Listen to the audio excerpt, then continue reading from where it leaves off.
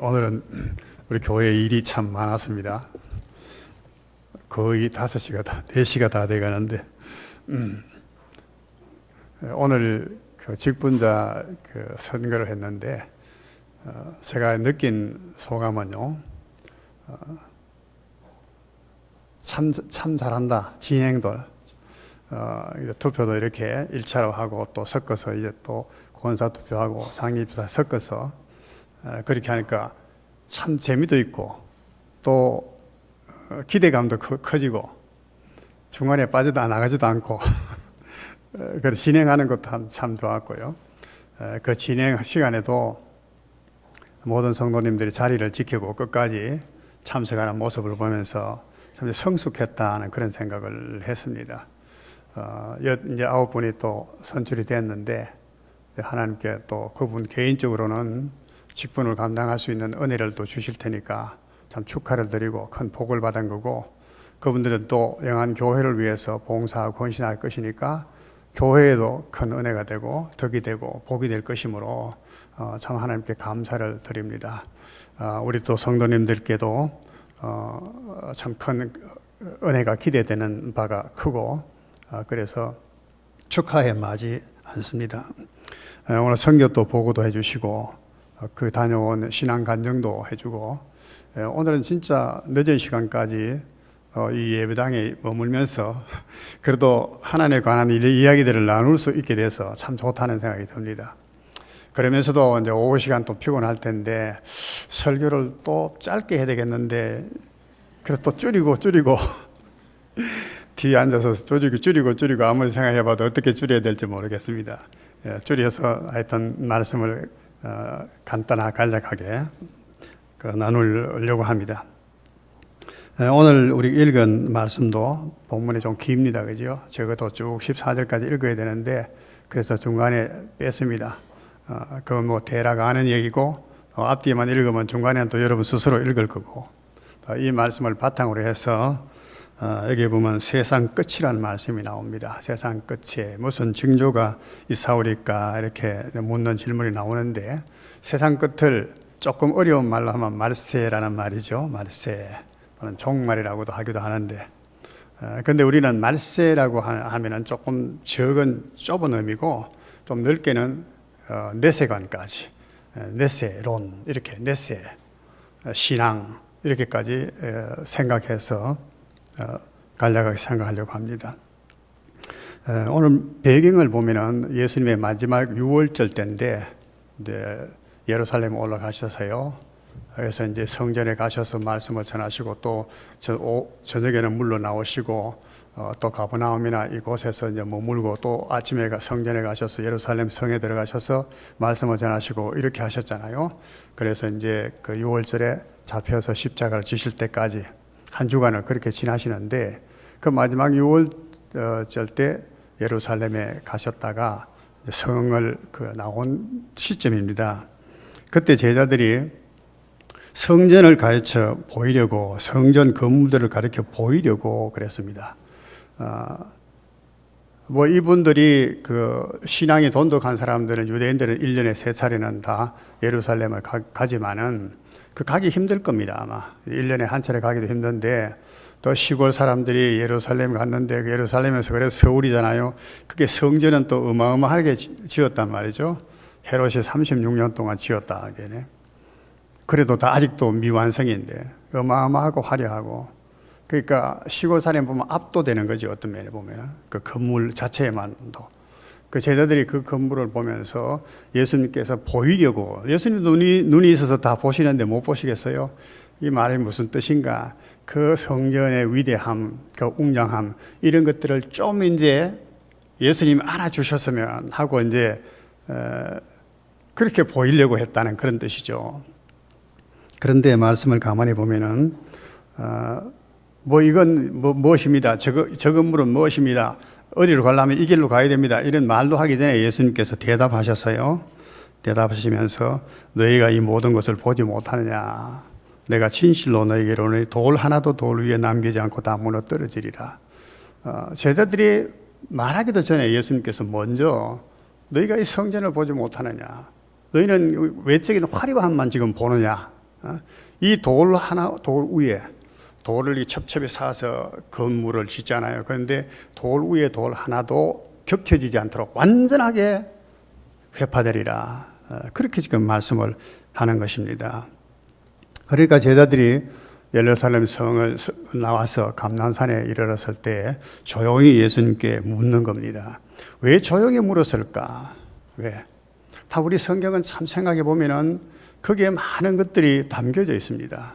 그 이면을 우리가 잘 읽어봐야 됩니다. 그러면은 묻는 사람의 의도가 어떻고 어떤 생각이고 무엇을 기대하고 뭐 하는 것들을 다 읽어볼 수가 있습니다. 조용히 물었다. 우리가 이제 뭘 물을 때 조용히 물을 수도 있겠죠. 공개적으로 큰 소리로 물을 수도 있는 거고 조용히 물을 수도 있지 않겠습니까? 여러 의미가 있겠지만 한 가지 얘기한다면은 묻기가 좀 두려운 것, 묻기가 공개적으로 말하기가 좀 거북한 것, 이런 것들이에요. 조용히 물었다. 그 물은 것이 뭡니까? 어느 때에 이런 일이 있겠습니까? 성전이 완전하게 파괴되는 것. 또 주의 임하심과 세상 끝에는 무슨 징조가 있습니까? 성전이 완전히 파괴되는 것 이야기하시고 하고 세상 끝과 주의 임함을 또 그와 결부시켜서 이렇게 얘기를 하고 있다 그 말이죠. 왜 제자들이 또 이렇게 결부시켜서 얘기를 했겠는가 하는 것도 우리가 생각해 볼 필요가 있습니다. 이 성전이라는 것은 유대인의 신앙의 근간입니다. 기둥과 같습니다. 이 성전이 무너져 버리면 기둥이 다 무너져 버려요. 성전이 옛적부터 쭉 성전이 성막으로부터 시작되어 왔잖아요. 그래서 이 성전이 교회의 전신인데 굉장히 중요한 겁니다. 사실은 교회. 다음 주가 또 우리 교회 설립 기념일이라서 또 교회에 대해서 생각하지 않겠습니까만은 교회는 이루 말할 수 없이 중요합니다. 그 설명을 다 못하고 하나님 백성들이 하나님을 섬길 때도 성막을 섬기는 거라 그랬잖아요. 성막에서 섬기는 거. 교회 섬기는 것이 얼마나 중요하다는 것은 아무리 말해도 모자람이 없다. 그런데 이 성전은 하나님이 계시는 것이에요. 성전이 무너졌다는 것은 하나님이 없었다, 안 계신다는 의미고 하나님이 떠났다는 것이고 그것은 바로 있을 수가 없는 겁니다. 신앙의 생활하면서 하나님이 떠난 그 신앙은 이미 의미가 없는 것이니까 그것은 세상 끝에나 있을 일이다. 세상 끝에나. 세상 끝에. 그래서 이 결부된 겁니다. 또 세상 끝은 어떻게 세상 끝인가? 주의 임하신데 이것도 이제 23절 마지막 부분에 보면 그 말씀이 있습니다. 39절에 보면은 주의 이름으로 오신 이여 할 때까지 나를 보지 못하리라. 주의 이름으로 오시는 이여 주님께서 다시 오신다는 것이 그죠? 이 말씀들도 제자들이 얼만큼 이해를 했는지는 모르지만 구약 성경을 보면은 여호와께서 강림하신다는 말씀이 수없이 많이 나오거든요. 그것을 여호와의 날, 또 크고 두려운 날, 뭐 이런 말들로 표현들 여러 가지 했지만은 하나님께서 다시 오신다는 말씀을 많이 했어요. 그러니까 이러한 세상 끝에 성전이 무너지고 하는 이때는 주의 오심과 연관이 있다는 저도 유추를 해서 제자들이 이렇게 물은 겁니다. 오늘 여기에서 이제 그 세상 끝이란 말이 그 헬라 말로는 에스카토스 또는 텔레스라고 합니다. 이는 끝이란 말이에요. 에스카톨로기 하면은 종말론 그렇게 합니다. 로기가 붙어가지고 하는데 에스카토스 또는 텔로스 이는 끝이란 말인데 무슨 끝이냐? 세상이라고 할 때 헬라어로서는 헤메라이스라고도 쓰기도 하고 아이온, 카이로스, 크로노스, 코스모스도 혹 쓰는데 코스모스는 잘 직접 쓰지는 않아요.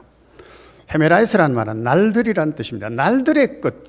그렇게 세상 끝이라는 표현을 한 데가 있고 아이온이라고 하는 때가 있습니다. 아이온은 어떤 기간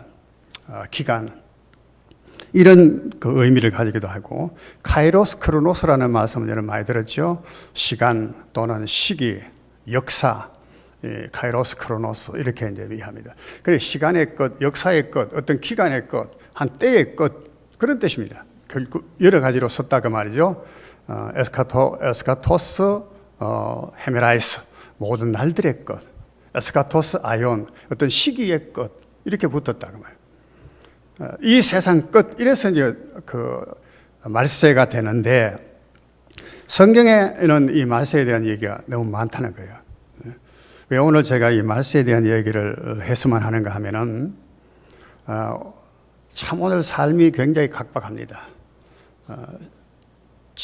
젊은이들 취직가 안 되는 건 말할 것도 없고, 사업들이 안 돼가지고, 전부 다 지금 점포들도 내놓고, 그죠? 새들도 안 나가고, 사업을 뭔가 기업체들 사업을 안 한대요. 정권이 바뀌어서, 어떻게 될지 몰라서, 그 사업을 펼치질 않한대. 그러니까 굉장히 살기가 어렵죠. 현실 세계에 살기 굉장히 빡빡합니다. 그러니까 신앙에 관심을 가질 여유를 못 가져, 보통 사람들은. 진짜 신앙인들은 어려울수록 더 신앙에 더 집착하게 되지만은 많은 사람들은 그렇지 않거든요. 어려우면 살기가 급박해지고 어려우면 신앙생활을 등한히 하게 되는 겁니다. 신앙생활을 등한하게 되는데, 신앙생활을 한다 해도 어떻게 하면 하나님의 복을 받느냐, 어떻게 하면 내가 하려고 하는 일 잘 되겠느냐, 이런 데서 관심을 가지지, 어떤 말세에 대한 이야기, 종말에 대한 이야기, 미래에 대한 이야기, 이런 데에 대해서는 별 관심을 안 가지게 되는 거예요. 그런 이유 때문에 제가 우리 성도들이 다시 한번 말세에 대한 생각을 성경의 말씀을 통해서 깨우쳐야 되겠다, 기억시켜야 되겠다 하는 생각이 들었습니다. 또 제가 나이가 이제 들었잖아요. 나이가 드니까 생각이 자꾸 현실보다는 하나님의 오는 세계를 생각하게 돼요. 며칠 전에도 병원에 갔는데, 우리 집사람하고 한 병원을 가봤는데 전부 다 노인들이야. 전부 다 노인들이야. 우리 딸아이도 대전서 이제 유치원을 하잖아요. 그런데 아파트 단지 지역에는 그나마 또 아이들이 있는데, 그렇지 않는 데는 아이들이 모집이 안 되래. 이걸 어떻게 해야 되느냐. 주위에서 하는 이야기가 유치원보다는 노치원이 잘 된다. 노치원 해야 돼. 그건 전부 다 노치원으로 지금, 노치원이 뭔지 아시나요? 하여튼 노치원으로 바꿔야 될 파이라. 그 노인들을 보면서 생각한 게 뭐냐. 아파가지고 병원에 찾아오고 하는 사람들 가만히 보면서 저분들이 내세에 대한 신앙을 가지고는 있는가, 그런 데서는 소망이라도 있는가, 이런 생각을 하게 돼요. 우리는 젊었으니까 아직도 미래의 일이다, 그런 생각하지 모르지만은, 우리가 종말이라고 할 때도 두 가지 종말이 있습니다. 성경에 보면은 모든 사람이 함께 맞이하는, 모든 우주가 함께 맞이하는, 모든 사람이 만나는 그런 일반적인 종말이 있는가 하면은, 내가 죽으면, 오늘 죽으면 내한테는 종말이에요. 그건 개인적인 종말이에요. 그 개인적인 종말은 어느 시대에 어느 때 찾아올지도 모르는 겁니다. 그래서 종말이라고 해서 나하고는 멀다, 나는 나이가 젊으니까, 건강하니까 그렇게 말할 수는 없는 것이다, 그 말이죠. 그래서 이 내세 신앙, 말세 신앙이라고 하는 것은 우리가 하나님께서 말씀하신 이런 세상의 종말에 대해서 신앙을 가지고 있어야 된다는 것입니다. 핵심은요, 세상의 끝, 세상이 무엇이며 끝이라는 것이 무엇인가. 세상의 끝을 많은 사람들이 인정하지 아니하려고 합니다. 세상에 예측부터 그냥 있는데 무슨 세상에 무슨 끝이 온단 말인가. 그리고 성경에도 보면 기롱하는 자들이 있어서 세상이 창조 이후부터 그대로 다 있다, 세상이 끝난다는 것은 있을 수 없다, 이런 잘못된 또 사상들 때문에 종말을 안 믿는 사람이 많습니다. 그러나 오늘 예수님은 분명히 제자들도 세상 끝이라는 것을 알고 있었고 듣고 있었고, 구약시대 때부터 그렇기 때문에 예수님께 물었고, 예수님도 그것을 인정하셨습니다. 그러니까 세상 끝의 징조에 대해서 쭉 말씀하지 않았어요. 읽지는 않았지만은 많은 사람이 내 이름으로 올 것이고, 난리와 난리 소문을 들을 것이고, 재난이 임할 것이고, 민족이 민족을, 나라가 나라에 대해서 전쟁을 일으키고 처제 기근이 일어나고, 이외에도 성경 모든 곳에 이런 세상 끝에 세상에 일어날 일들에 대해서 말씀하고 있잖아요. 정말 하나하나 생각하면은 무서운 일들입니다. 그래서 크고 두려운 날이라고 말씀한 겁니다. 크고 두려운 날이에요. 또 15절에 보면 선지자 다니엘이 말한 바, 이 다니엘은 구약시대 선지자죠. 그러니까 구약시대 때도 이미 세상의 종말에 대해서 말하고 있다는 거예요, 다니엘이. 또 넘어가면 25장에 보면 거기에도 또 그 노아에 대한 얘기도 하고 있습니다. 노아 시대 때도 뭐 홍수가 나서요, 모든 인류가 다 죽었잖아요. 노아 8식구만 제외하고. 완전히 멸망, 세상의 종말이 와서 그때 사람이 그냥 완전히 다 죽은 거예요. 이 얘기를 하고 있습니다. 또 예수님의 그 씨 뿌리는 비유를 우리가 잘 아는데, 그 한 비유 한 비유가 다 중요하겠지만 우리가 종말이라고 하는 관점을 보고 보면은 씨 뿌리는 자가 씨를 뿌린다, 그죠? 씨 뿌렸어요. 씨 뿌리면 뭐 하라고 씨 뿌립니까? 씨 뿌리면 곡식 거두기 위해서 씨 뿌린 거 아니겠어요? 그래서 이제 여름에 다 거름 주고 일하고 다 해가지고는 꽃이 피고 열매가 맺으면 가을에 거두어 드려요. 추수해야 그게 끝입니다. 추수하는 거. 세상도 끝이다. 그 비유의 말씀도 결국은 끝이 있다는 거예요. 씨를 뿌리는 데서부터 시작해서 거두어 드리는 그때 끝이라는 거예요. 고기 잡는 비유도 있죠. 어부가 그물을 던져서 고기를 잡는데, 고기 잡아가지고는 그 그물을 건져내서는 큰 놈 작은 놈 가르고 쓸모없는 거는 버리고, 그 알맹이들만, 큰 씨알 좋은 것들만 거두어 드린다 하는 그런 그물 비유도 있고, 그 비유 속에도 끝에 대한 얘기를 분명히 하고 있는 것입니다. 하나님의 우리는 그 역사에 대해서 굉장히 중요시해야 되는데, 오늘 우리가 세계의 역사가 흘러갑니다만은 뭐 왕들이, 대통령들이 뭐 역사를 움직여가는 것이 느껴집니다. 일반적으로 다 그렇게 생각을 합니다. 그러나 우리는 신앙의 관점으로 보면 그렇지 않다는 걸 알죠. 하나님께서 그 배후에서 역사를 움직여 가시는 걸 아시잖아요. 왕들을 세우기도 하고 넘어뜨리시기도 하시고 쭉 보면 그렇잖아요. 바벨론 나라, 이방 나라지만 거기도 마찬가지, 애굽 나라도 마찬가지, 유대 이스라엘 나라도 마찬가지.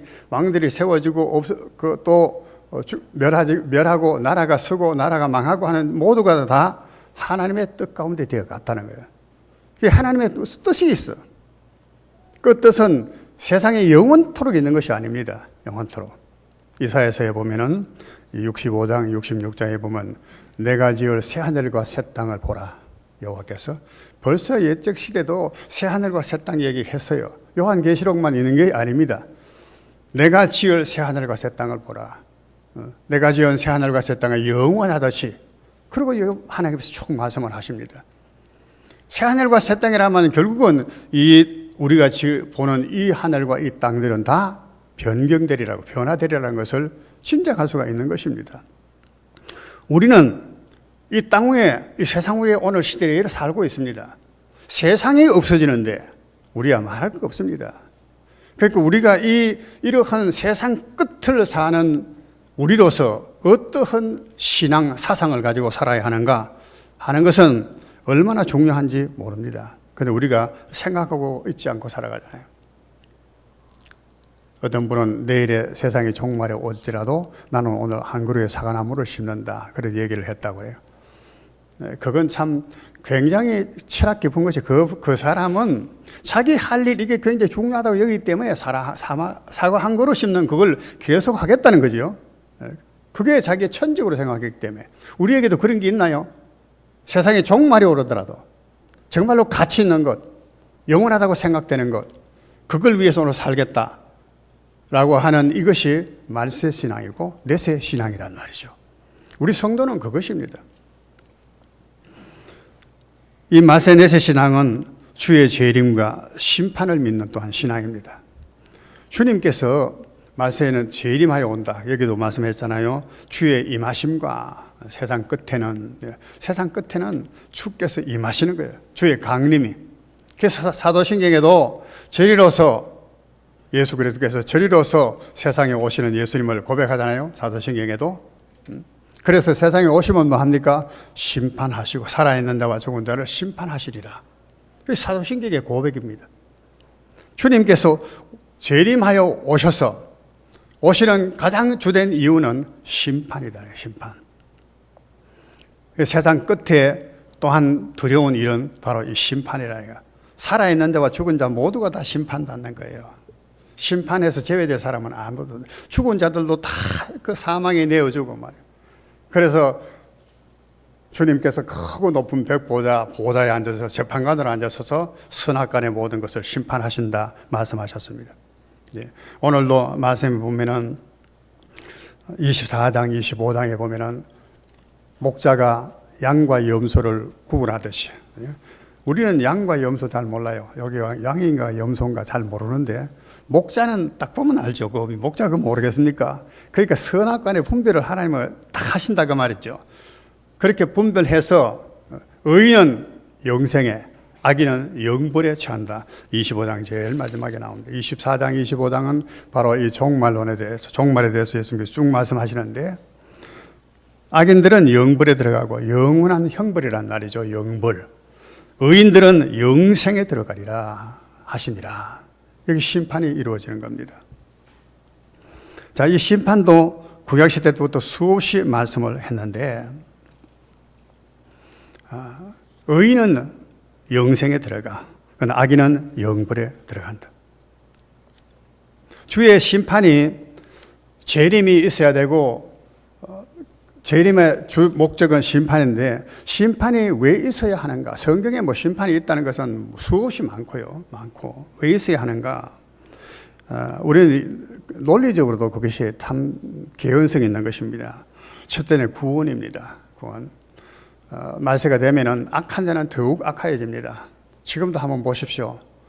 세상에 보면 정말로 이성이 없는 짐승 같은 사람들을 주위에서 많이 보게 됩니다.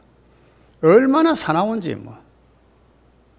자동차 이렇게 좀 뭐라 하나요? 이렇게 추월했다고 성질 내봐가지고 들이받아보고, 그리고 그 뭐 흉기를 가져와가 사람을 두들겨 패 죽이고 막. 하여튼 이런 식입니다. 그러니까 의인은 고통 속에 살 수밖에 없습니다. 의인은 모든 것을 참고 견디고 그렇잖아요. 항상 선으로 대하려고 하는 것이고, 그러니까 항상 의인은 고통을 받게 돼요. 소돔 고모라에서도 롯이 얼마나 고통을 당했는가, 그렇게 성경이 증거하고 있습니다. 정말로 의롭게 살아간다고 하는 사람들은 말세는 고통하는 시대라고 디모데후서에도 말씀하고 있죠.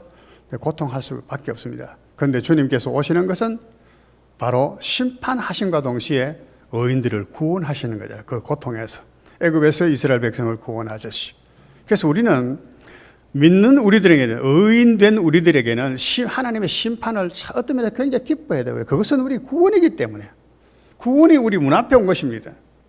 세상 사람들은 두려워하겠지만, 그렇잖아요. 전혀 다르다 그 말이죠. 우리에게는 어떤 믿음을 가지고 있습니까? 기쁨에 대한 주님의 그런 심판을 바라보고 있나요? 안 그러면 두려움의 심판을 우리가 기다리고 있나요? 우리는 분명히 돼야 됩니다.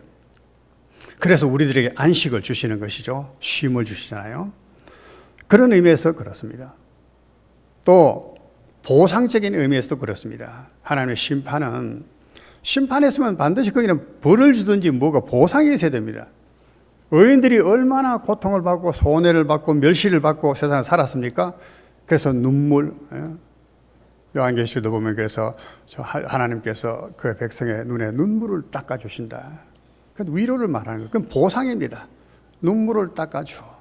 참 표현이 너무 아름답다고 생각해요. 어머니가 우는 아이의 얼굴에 눈물을 닦아주듯이 하나님께서 닦아주시는 눈물은 어떨까요?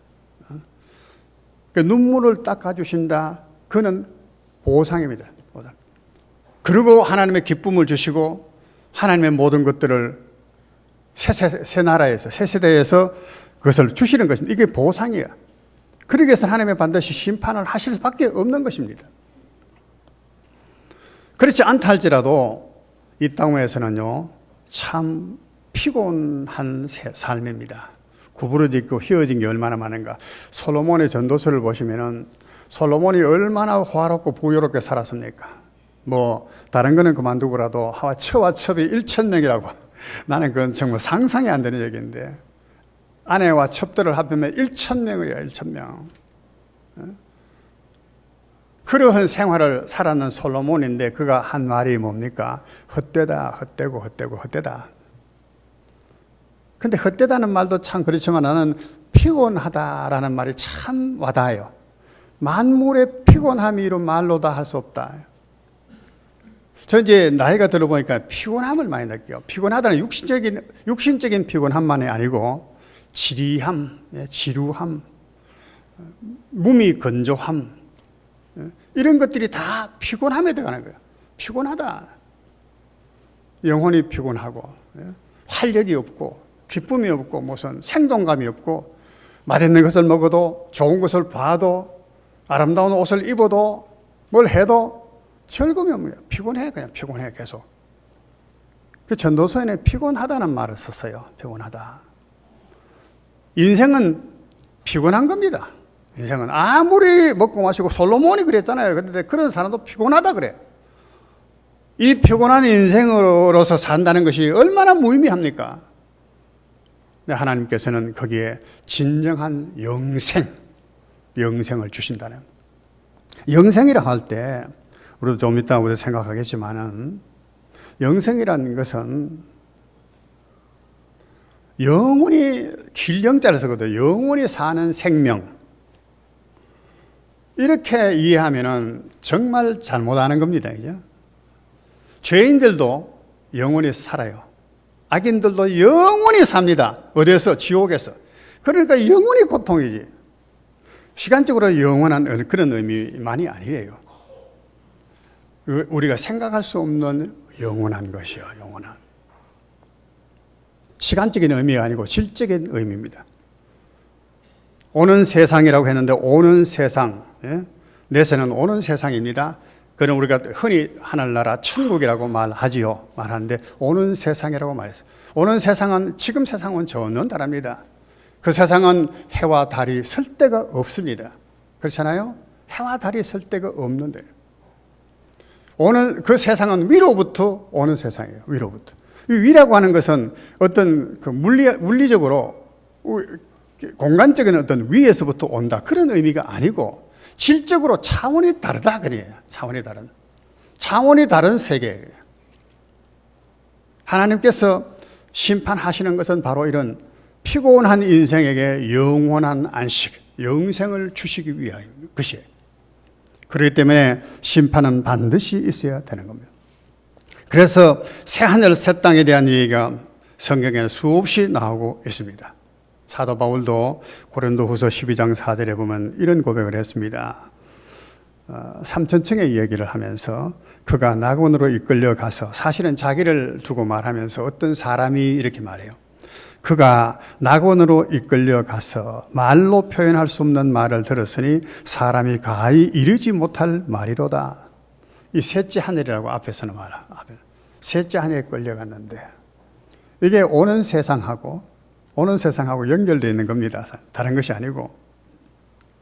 고린도전서 15장 19절에는 우리의 바라는 것이 다만 이 세상 삶뿐이면 모든 사람 가운데 우리가 더욱 불쌍한 자리다. 그렇죠? 우리가 만약에 사는 것이 이 세상의 삶이라면, 여기에 분명히 말했잖아요. 이 세상의 삶뿐이라면, 뿐이 아니란 말이죠. 그러면은 다른 세상의 삶이 있다는 것입니다. 그 우리가 소망합니까?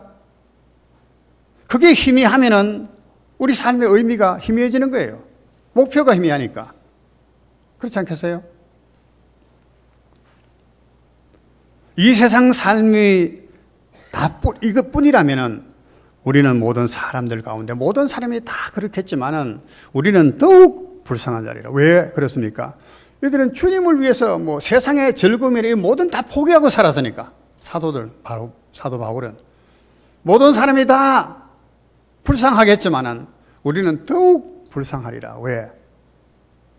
이 세상의 삶이 다라면. 사도 베드로는 그래서 베드로전서 1장 9절에 보면은 우리가 새로운 세상의 삶을 추구하는 것을 산 소망이라 그랬습니다. 살아있는 소망. 이게 우리가 진짜 살아있는 소망이에요. 이 소망이 있어야 우리가 삶의 생기를 가진다는 의미로 말한 것입니다. 내세 신앙은 내세를, 미래의 세계를 앙망하는 신앙입니다. 그렇죠? 주님의 재림과 심판을 우리가 바라보는 신앙인과 함께 내세를 바라보는 신앙이다. 내세를 바라보는 신앙은 어떤 신앙인가? 오늘 말씀을 쭉 봐도 있습니다만 깨어 있으라. 주의 임하심이 이렇게 도적같이 오고 하니까 너희는 깨어 있어라. 그 다음에 예비하고 있어라. 예비하고 있어라.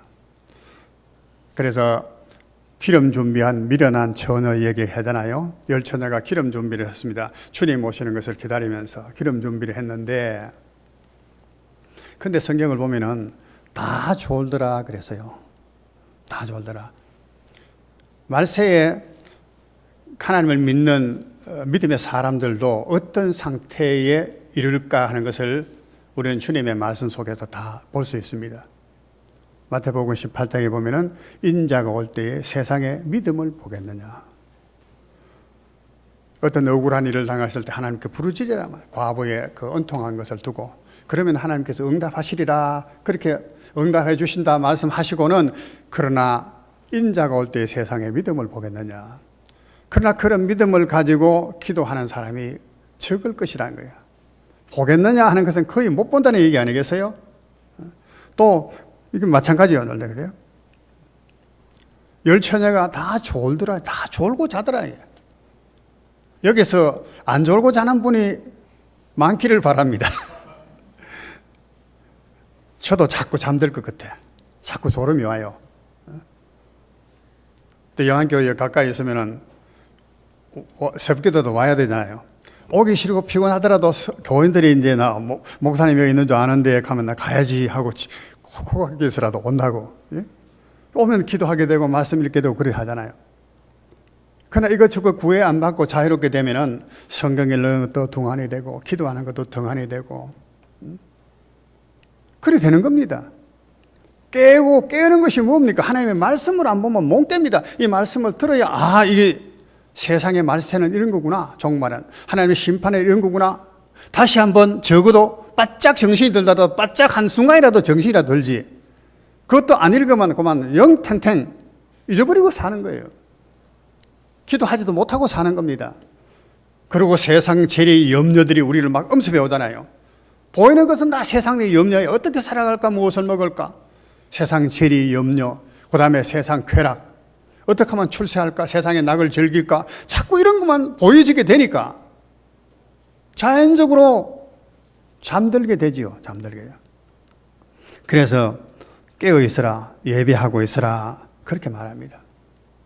요한 1서에 가면은 이 세상이나 세상에 있는 것들을 사랑하지 말라. 그건 아버지께로부터 온 것이 아니다. 이 말씀을 들으면 우리가 이 세상은 전부 다 악한 것이냐 이렇게 생각하시면 안 돼요. 이 세상을 사랑하지 말라. 그러니까 우리는 세상을 아예 덩지고 저 스님들처럼 산속에 들어가서 은둔하고 살아야 되는 그런 염세주의자인가? 그렇게 착각하면 안 됩니다.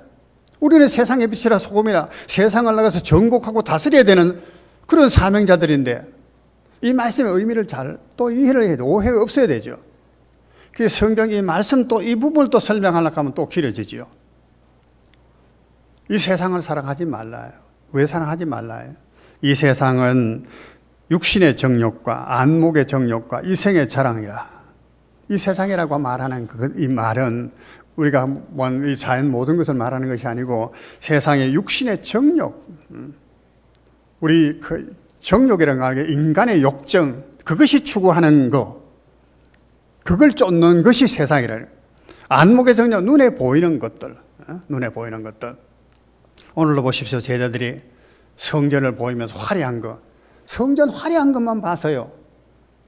그 내면을 보지 못했습니다. 예수님은 예루살렘아 23장에 보면 암탉이 그 새끼를 날려야 모으려 한 적이 얼마냐.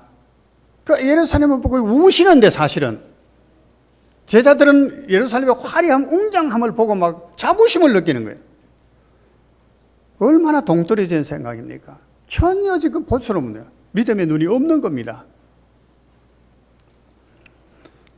이생의 자랑, 안목의 정욕이 되면 다 그런 것만 보여요. 그래서 성경에는 할례를 받아야 된다는 말씀을 또 많이 하죠. 요한 1서 2장 17절에는 이 세상도 그 정욕도 지나가되 오직 하나님의 뜻을 행하는 자는 영원히 거하느니라. 그렇게 말했고, 베드로전서 2장 11절에는 사랑하는 자들아 거류민과 나그네 같은 너희를 구원하노니 영혼을 거스려 싸우는 육체의 정욕을 제어하라.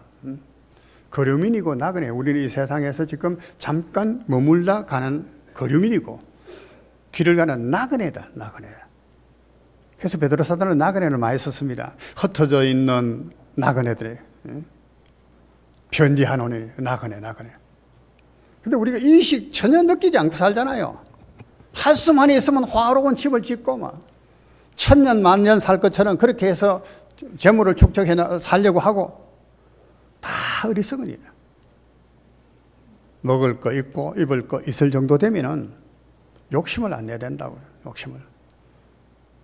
이웃에는 가난한 우리 형제가 굶어 죽는데 나는 창고에 녹이 슬 만큼 재물을 쌓아놓고 하나님 기뻐하시겠느냐? 다 성경에 있는 말씀입니다. 그죠? 그래서 말세를 우리가 기다리는 신앙이라고 해서 막연하게 기다리는 것이 아니죠. 준비하며 기다리는, 준비하며. 어떻게 준비해야 되는가?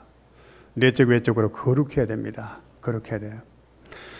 주님께서 오셔서 심판하시는데 어떻게 심판하시는가? 베드로후서 3장 11절에 보면은 모든 것이 이렇게 풀어지리니, 그 앞부분을 읽으면 베드로후서 3장 10절부터 한번 띄워주시겠어요?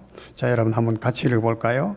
그러나 주의 날이 도적같이 오르니 그날에는 하늘이 큰 소리로 떠나가고 물질이 뜨거운 불에 풀어지고 땅과 그 중에 있는 모든 일이 드러나리로다. 이 모든 것이 이렇게 풀어지리니 너희가 어떠한 사람이 되어야 마땅하냐? 거룩한 행실과 경건함으로 하나님의 날이 임하기를 바라보고 간절히 사모하라. 그날에 하늘이 불에 타서 풀어지고 물질이 뜨거운 불에 녹아져리니와 우리는 그의 약속대로 의가 있는 곳인 새하늘과 새 땅을 바라보도다. 예전에는 우리가 의에 거하는 바 새하늘과 새 땅을 바라본다 이렇게 말했습니다. 여기에 뭐라고 합니까? 다 이 세상 끝이 녹아진다는 거예요. 세상의 끝들은 다 녹아진다는 거예요. 하나님의 끝들 외에는 다 녹아진다. 무가치한 것들은 다 녹아지고 풀어진다. 너희가 어떻게 어떤 사람이 되어야 되겠느냐 하면서 거룩한 행실과 경건함이라고 그래요. 거룩한 행실과 경건함. 이건 우리 한마디로 거룩이라고 볼 수 있어요. 거룩해야 돼요.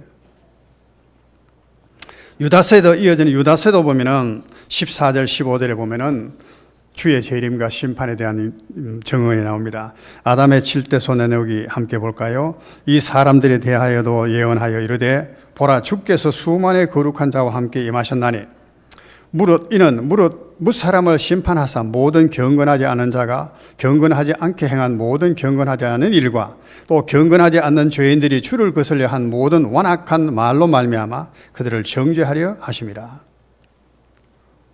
여기도 보면은 주님께서 거룩한 천사들과 함께 임하셔서 심판을 하시는데 어떤 심판을 하냐? 모든 경건하지 않은 사람들의 경건하지 않게 행한 일들. 경건하다는 말은 하나님 앞에 삶입니다. 하나님 앞에서 사는 것과 같은 삶이 아닌 삶. 몰래 하나님 보기에 부끄러운 짓들 하는 삶들. 그 경건치 않은 삶이에요.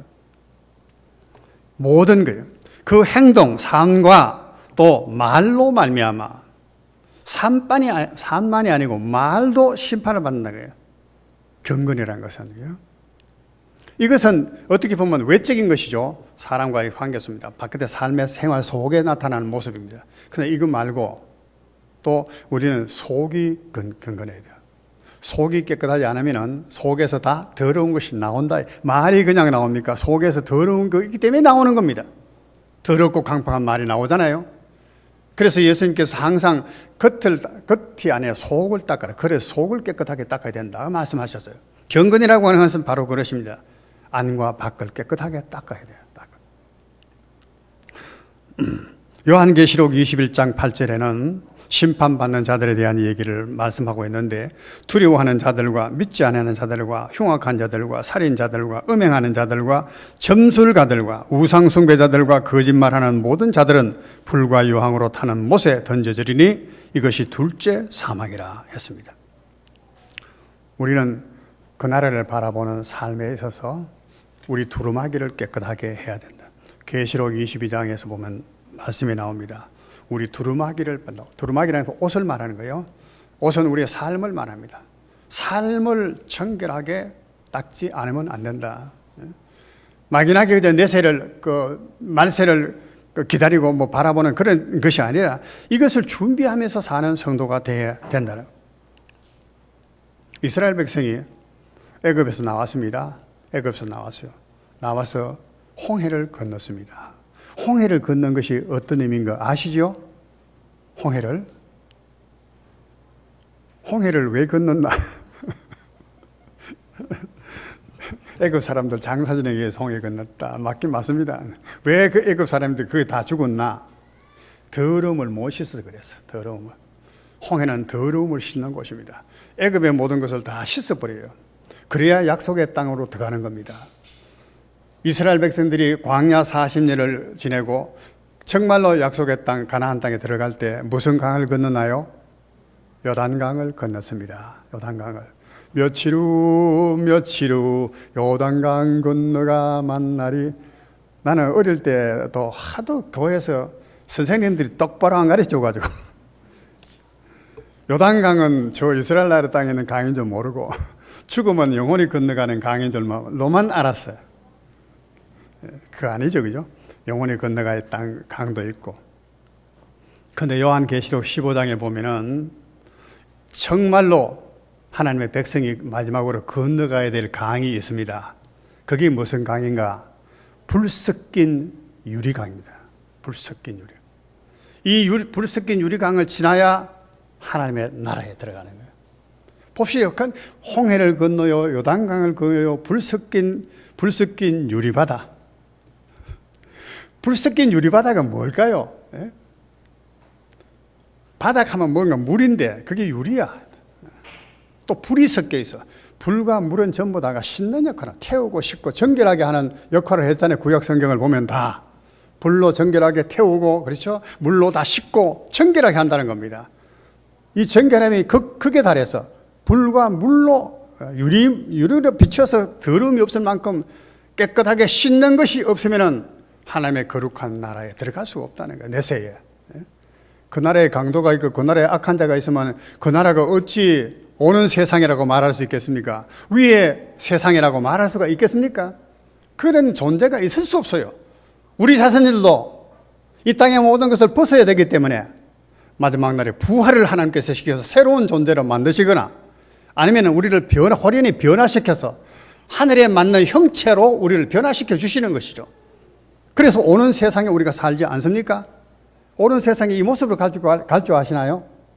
키 작은 사람, 나는 만날 키 작다 원한 그런 그 슬픔 가지고 그 나라에 안 살 거고, 못난 사람, 나는 못났다, 그 나라 그 세상 가서도 그렇게 구박 살고 안 삽니다. 그 나라에 맞는 하늘의 형체로 하나님께서 변화시켜 주시는 이유가 뭡니까? 질이 다른 세상이야. 질이 다른 그런 그 세상이기 때문에 그렇다는 거예요. 깨끗하게 씻지 않으면은, 하나님 앞에 경건하게 살지 않으면은 그 나라에 들어가지 못하는. 그래서 우리가 깨어서 기도하고 깨어서 우리 자신을 연단시켜야 된다는 말씀입니다. 말씀을 이제 맺습니다. 그 내용의 성경을 여러분 다 보십시오. 그 내용을. 우리는 이 세상에 영원히 살지 절대 못합니다. 누가 먼저 갈지는 모르지만 다 갑니다. 가면 우리는 오는 세상에서 다 만나게 됩니다. 그 세상에 살게 됩니다.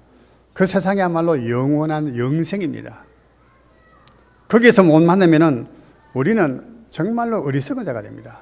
한 70년, 80년 이 세상에 고생하며 살다가 정말로 끝을 종말을 맞는 그런 인생을 살게 되는 것입니다. 우리 성도들이 그런 삶을 살지 않기를 바라고, 산 소망을 가지고 오는 세상을 바라보고 내세 신앙관을 가지고 분명히 설 수 있기를 주의 이름으로 축원드립니다. 기도드리겠습니다. 하나님 아버지, 우리가 육신을 가지고 또 이 땅 위에서 호흡하고 살고 있지만은 주님께서는 분명히 말씀하시기를 이 세상은 다 지나가는 것이라고 말씀하셨습니다. 우리 인생도 70이고 강건하면 80이지만은 그 모든 자랑은 수고와 슬픔뿐이고 허무하고 피곤한 것밖에 없다고 삶의 고백을 말하게 하시고, 그를 통해서 우리로 하여금 영원한 소망을 갖도록 우리를 이끌어 주셨습니다. 세상에 살되 새 세상의 영광을 위해 사는 지혜롭고도 복된 우리 성도들 되게 해 주옵소서. 수많은 사람들이 이 세상 현실에 몰두해 간다 할지라도 우리는 눈을 들어 오는 하나님의 세상을 바라볼 수 있게 하시고 거기에 맞는 삶을 준비해 나가는 지혜로운 교회 권속들 되게 해 주옵소서. 예수님 이름으로 감사드리며 기도하옵나이다. 아멘.